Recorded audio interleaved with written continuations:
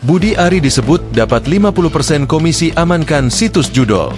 Budi Ari Setiadi disebut mendapatkan 50% komisi untuk mengamankan situs judi online yang akan diblokir Kementerian Komunikasi dan Informatika, yang kini berubah nomenklatur menjadi Kementerian Komunikasi dan Digital.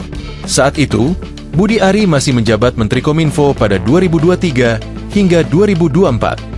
Hal ini terungkap dalam dakwaan kasus melindungi situs judol dari pemblokiran yang dibacakan Jaksa Penuntut Umum di Pengadilan Negeri Jakarta Selatan.